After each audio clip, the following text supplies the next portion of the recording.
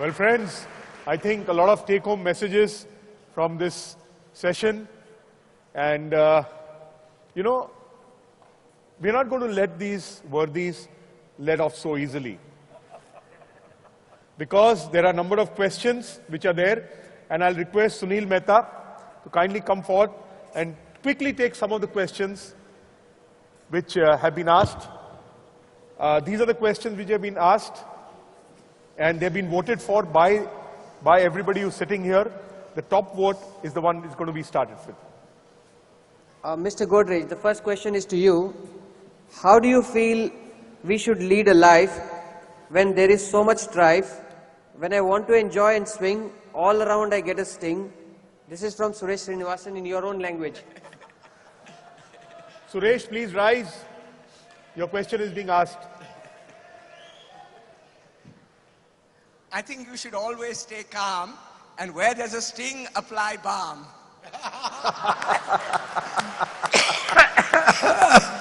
Brilliant.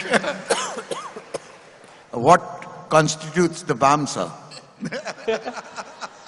Is it applied with a female hand or a male hand? Whoever needs it.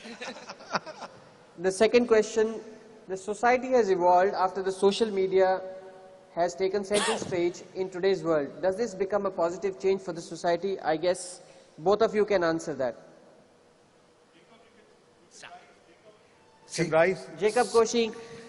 Social media is one of the biggest phenomena and vehicles of change in the last 10 years. I mean, we are just seeing the tip of the iceberg. It is massive. It's going to involve everybody, and especially the kids today. 60% of the population of this country is below the age of 25. So social media is going to be their language, their idiom, their religion. So it's unstoppable. It's going to create the kind of change which we'd like to see and sometimes not. I entirely agree with Prahlad. But we should be careful because social media is extremely tempting and sometimes we withdraw into social media. So I would urge everyone that to keep human-to-human contact alive at every time. Very true. Can I have the questions, next questions, set of questions please. There's a question from Saif. Has our Chalta Hai culture become a vulture that has eroded our values and become regressive?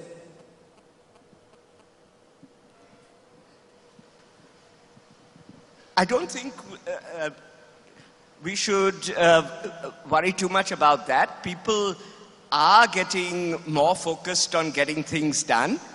And I think it won't be Chalta Hai any longer. I think it's going to be a more performance-based culture. We are already seeing that, and I think that will only strengthen. Yes. Absolutely. Because of the kind of technology that is now here with the RTI, with a whole lot of empowerment to the public as such, and the fact that self-valuation is going to actually stop that Chalta Hai. Because when you say Chalta Hai, you think you can get away with it.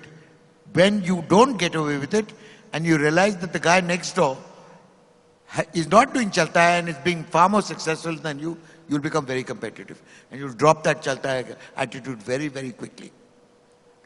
Thank you. There is another question from Sunita Padwal. Prahlad ji, will social media come forward to support if Rotary takes lead to ban tobacco in whether together we will succeed? See, and Dr. Advani just said 50% cancers are because of tobacco. And there is a related question which says about what does ethics do or play a role when scam ads come in or are disguised in some way or the other? See, when it comes to banning tobacco and any of the other ills of society as such, in terms of the habit-forming stuff,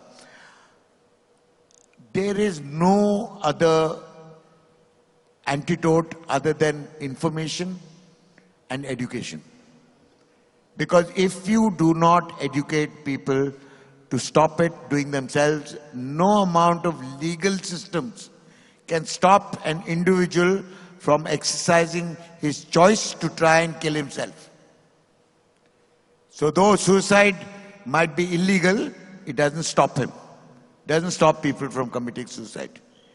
So if you want to stop smoking, alcoholism, etc., the only antidote is education and information. And social media is a very important part of that information train, as we call it.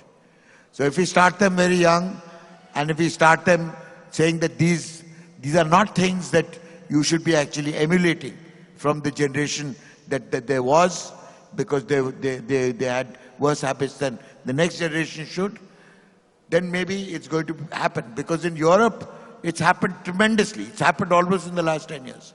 In Europe, hard liquor, people have stopped drinking hard liquor. They've switched to wine, they've switched to beers, and they've stopped smoking. It's almost become taboo. People look at people who smoke with a lot of antagonism, actually.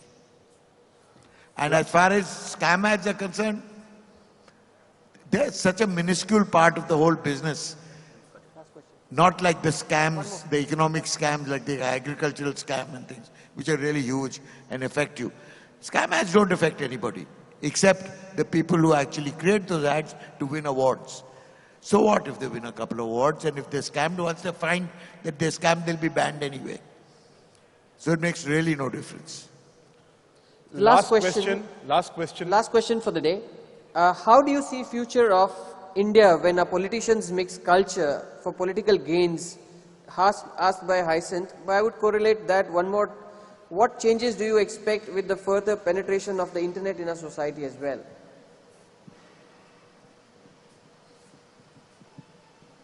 It would be good if politicians stay away from culture, and at the end of the day, it is up to us to decide what we want to do. And if politicians tell us things about culture that we don't agree with, we should tell them that we don't agree with this, and we shouldn't vote for them.